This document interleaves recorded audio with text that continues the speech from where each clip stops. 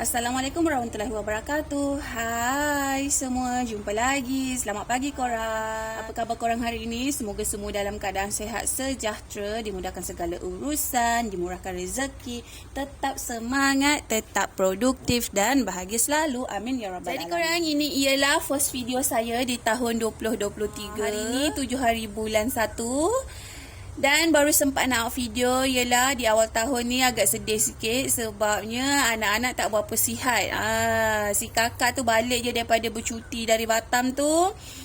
Dia balik hari Sabtu malam minggu tu. Patutnya hari minggu tu untuk Johor dah kena start sekolah kan. Tapi sebabkan dia tak sihat sampailah ke hari ini, hari Sabtu. Ya, masih tak berapa okey lah. Tapi semoga besok hari Ahad dia dah boleh naik sekolah dah. Sebab sekejap lagi dah nak ujian dah untuk sekolah kebangsaan. Lepas tu si kakak dah mula okey, kena pula si abang. Jadi banyak betul dugaan saya di awal tahun ni. Dan saya pun tak dapat nak buat video. So doakan untuk anak-anak diberi kesembuhan lah. Amin ya Allah. Okey korang, untuk first video saya di awal tahun ini, dia agak lain sikit lah. Dekat tajuk video pun korang mesti dah baca kan. First video saya di tahun ini, saya nak monthly budget planner Januari 2023 untuk keuangan keluarga saya lah, dapat memberi manfaat lah untuk kepada kawan-kawan semua. Sebelum ni sebenarnya saya dah pernah buat dah budget planner ni. Boleh scroll ke bawah video-video lama saya, ada saya buat. Tapi saya masa tu saya tak konsisten. Tapi walaupun tak konsisten, saya dapat rasa yang beri laluan kepada ayam dulu. Ayam punya eksis ke dalam video. Okey, kita sambung lagi. Itulah saya tak konsisten.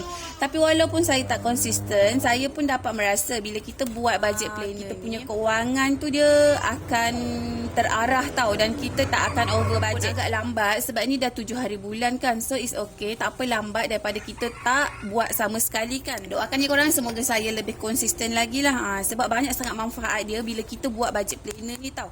Baiklah korang, jom kita start.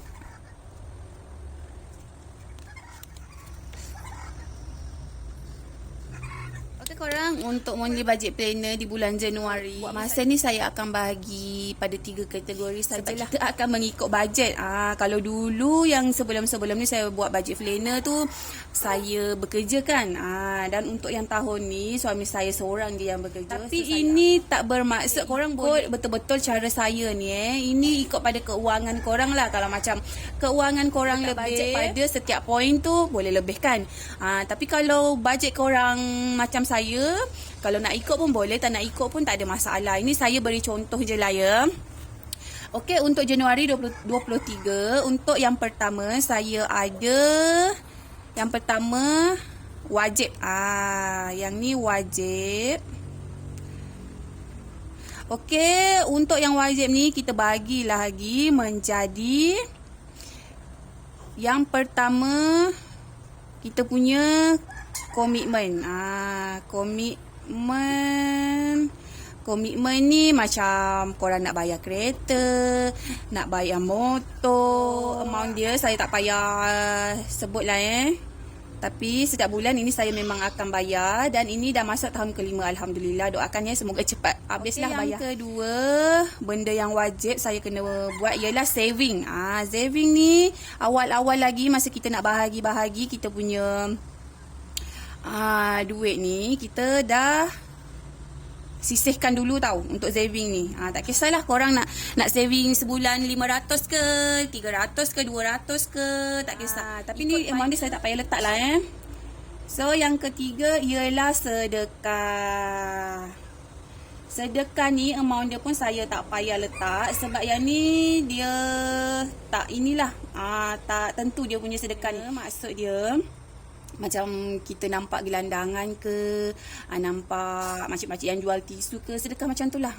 Dia tak kira lah, kat mana-mana pun boleh. So amount dia saya tak payah buat. Sebab kadang saya pergi petrol pun saya ada buy tolong isi minyak tu, saya pun akan bagi untuk beli air. Itu termasuk sedekah pada sedekah ni lah, benda yang wajib ni. Tapi saya tak tulis amount dia sebab dia random tau. Kadang kadang RM5, kadang RM10, kadang tengok pada duit korang lah. Berapa-berapa je, yang penting ikhlas. Sedekah ni pun kepada orang tua. Tapi sedekah pada saya ni dia tak setiap bulan. Kalau untuk orang tua saya tu dia tak setiap bulan. Melainkan dulu, kalau dululah dulu masa saya bekerja, sedekah kepada mak saya ni setiap bulan, sebab saya ada mak yang tinggal dekat Indonesia kan. So dulu masa saya bekerja, saya akan beri dia duit setiap bulan dalam RM500,000. Kalau kita ringgit, dalam RM150 lebih kurang macam tu. Tapi semenjak saya tak bekerja saya dah tak beri sedekah ni setiap bulan tau. Tapi saya Alhamdulillah dapat duit B40 ni kan. Untuk golongan B40, Alhamdulillah dalam setahun tu kita dapat 4 kali macam tu kan. Dapatlah saya 1,000 lebih. Setiap saya dapat duit bantuan tu, semua akan saya beri kepada mak saya. Macam tu korang. Macam tahun ni awal tahun je lagi saya dapat kan. InsyaAllah saya akan bagilah kepada dia. So duit bantuan tu saya memang tak pernah guna. Saya akan bagi semua pada mak saya. Macam tahun lepas, masa saya ngangam, masa saya bersalin bulan 6, saya dapat, tak silap saya, 500 ke 600 macam tu. Semua saya bagi pada mak. Lepas tu yang baru-baru ni yang dia datang lagi, yang dia bawa anak saya balik Batam, saya dapat lagi 500, saya bagi lagi semua dekat dia. Macam tu korang. Jadi sedekah saya kepada mak saya, duit bantuan tu lah.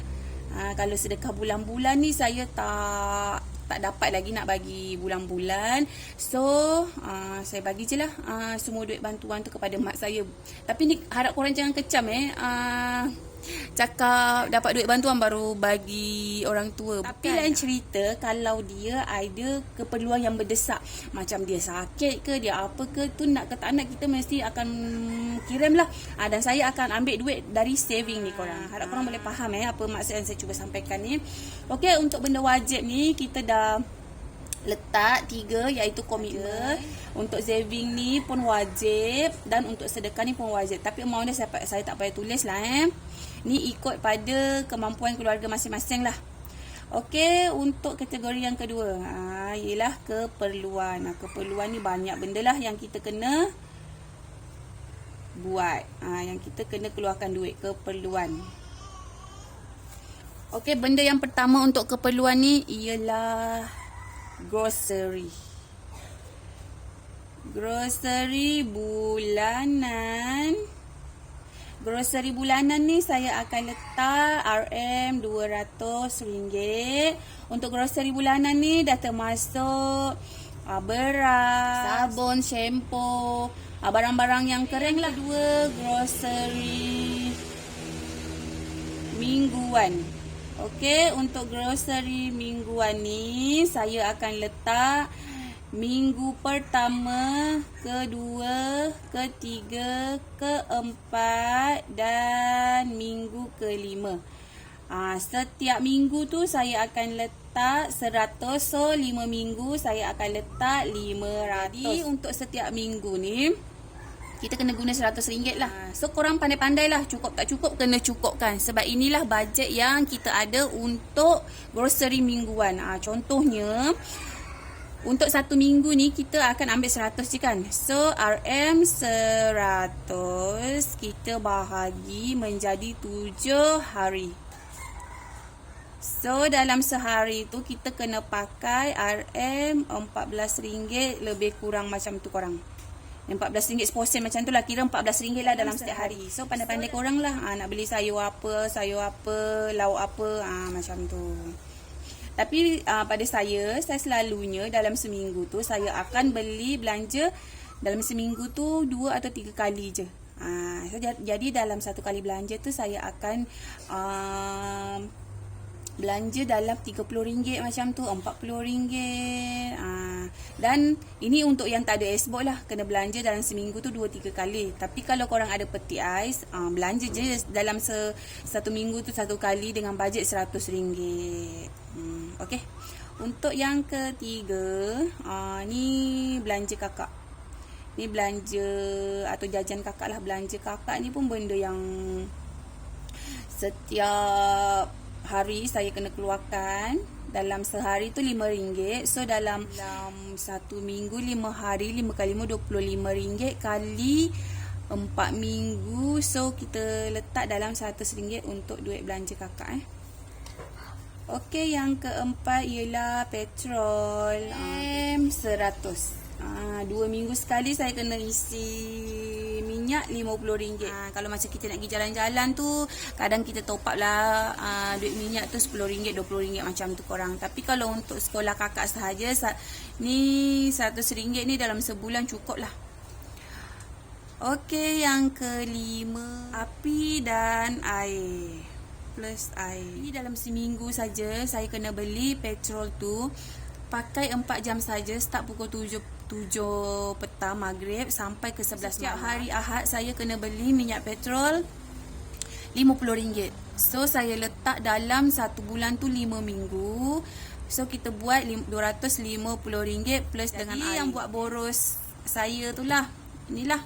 Ni pun amount dia agak besar juga ni untuk api ni. Nak buat macam mana kan korang? Jangan ada yang tanya lagi kenapa tak sewa rumah. Sebab itu buat masa ni ini je lah dulu yang kita mampu. InsyaAllah ada rezeki boleh pindah rumah korang.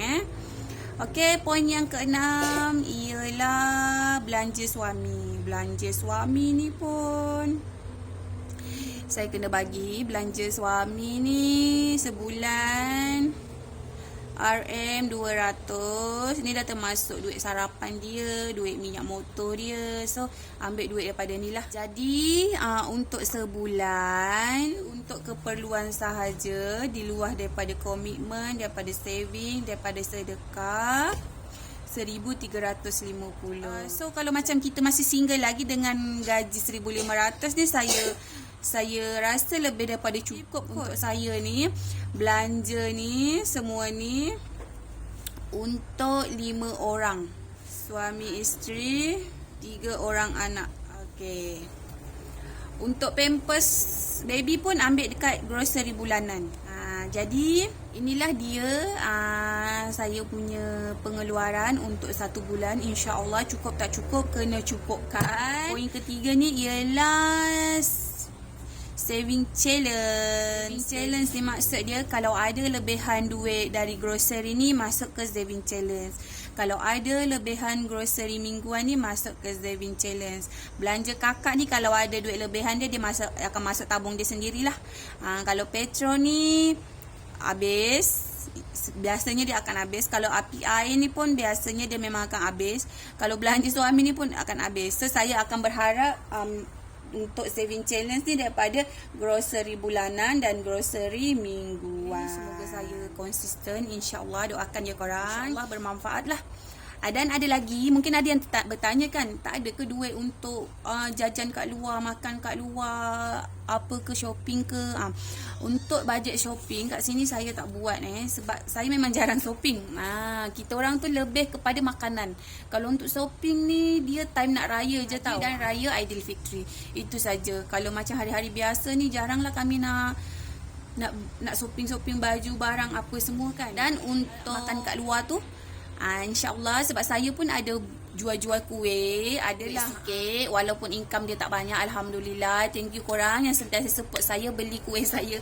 Alhamdulillah, ada duit lebih sikit tu saya akan belanja anak lah, akan belanja dia makan. Tapi kami ni memang jarang makan kat luar.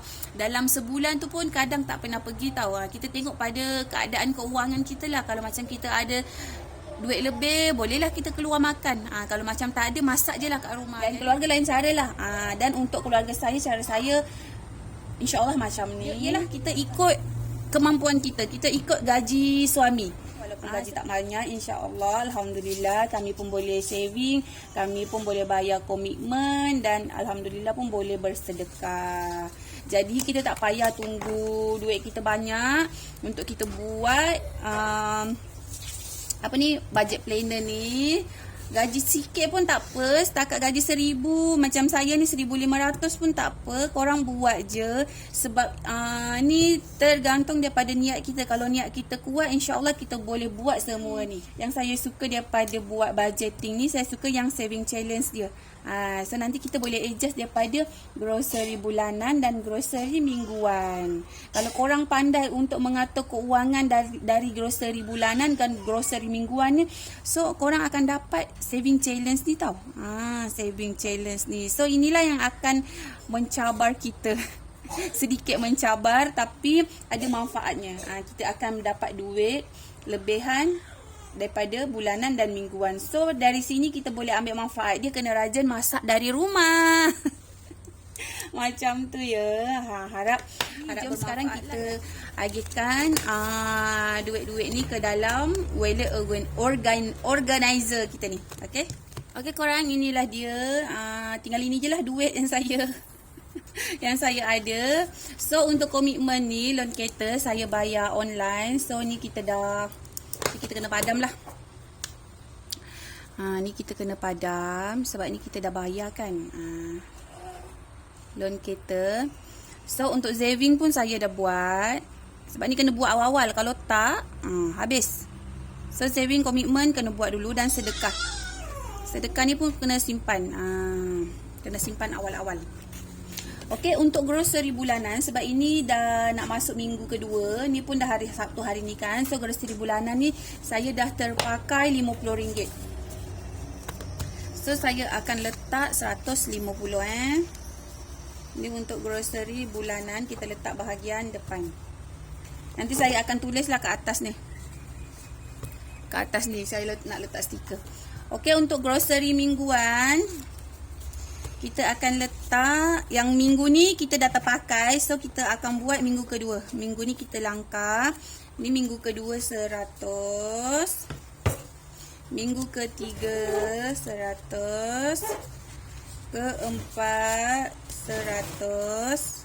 Dan minggu kelima. Untuk petrol ni 100. So kita letak duit minyak 100 kat sini sebab yelah dalam minggu ni kakak tak sekolah kan. So saya tak ada pergi mana-mana lah. Duit minyak kereta pun banyak lagi. Untuk belanja kakak ni, ini saya dah asingkan. Ni kita dah tukar ke duit kecil lah. Duit 100. Duit RM1. Ni korang. So ni kita letak dalam beg duit. Untuk api air dan duit belanja suami ni saya dah bagi dia. Sebab api air ni kan setiap minggu kita akan beli. So duit ni saya akan bagi semua kepada suami untuk duit belanja dia. Sebab takkanlah tiap minggu dia akan minta ke saya kan. So saya akan bagi dia siap-siap untuk sebulan 250 api air dan belanja dia sekali. Jadi ni suami yang akan pegang lah. Untuk petrol ni saya yang pegang. Duit kakak pun saya yang pegang. Ni pun saya yang pegang. Alhamdulillah. Jadi total keseluruhan dia 1350 plus dengan komitmen, saving dan sedekah. Yang ni amount dia saya tak payah kira, tapi lebih kurang dari dalam 1500 macam tu korang. Alhamdulillah. Dengan 5 orang anggota keluarga, suami isteri, 3 orang anak. Sebenarnya korang jangan nak kira gaji kita sikit, kita tak boleh nak ini, tak boleh nak itu, tak ada. Sebenarnya ni tergantung daripada niat kita. Kalau niat kita kuat, kita kata dalam hati, kita kata dah letak dalam otak kita, benda tu, duit tu akan cukup, insya-Allah akan cukup. Jadi korang jangan fikir alah gaji sikit, gaji ciput, tak boleh lah nak saving setiap bulan, tak boleh lah nak sedekah, tak boleh lah nak ini, jangan macam tu. Sebab dari awal lagi korang dah fikir macam tu, so kejadiannya akan jadi macam tu lah. Semua serba tak cukup. Tapi bila dari awal lagi korang dah tanamkan dalam mindset korang, dalam otak korang, yang benda tu akan cukup, walaupun gaji sikit, baby kat belakang tu, walaupun gaji sikit, insya-Allah benda tu akan cukup. So poin yang boleh kita ambil daripada sini, yang kita boleh belajar, sentiasa bersyukur. Walaupun gaji korang besar, kalau korang tak bersyukur, mesti akan selalu tak merasa cukup tau. Tapi walaupun gaji kita sikit, tapi kita sentiasa bersyukur, insya-Allah benda tu akan cukup. Panjang dah saya bebel-bebel hari ni. Harap korang boleh faham lah apa maksud yang saya cuba sampaikan tentang budget planner saya ni. Lagi-lagi saya nak cakap, lain orang lain cara, lain keluarga lain cara. Jangan lupa korang sentiasa bersyukur. InsyaAllah bila kita bersyukur, semua benda akan terasa ringan, semua benda akan terasa mudah, dan insyaAllah kita akan terasa cukup. InsyaAllah, amin. Dan ya, itu sajalah. Semoga bermanfaat. Thank you for watching and see you next video. Bye. Assalamualaikum warahmatullahi wabarakatuh.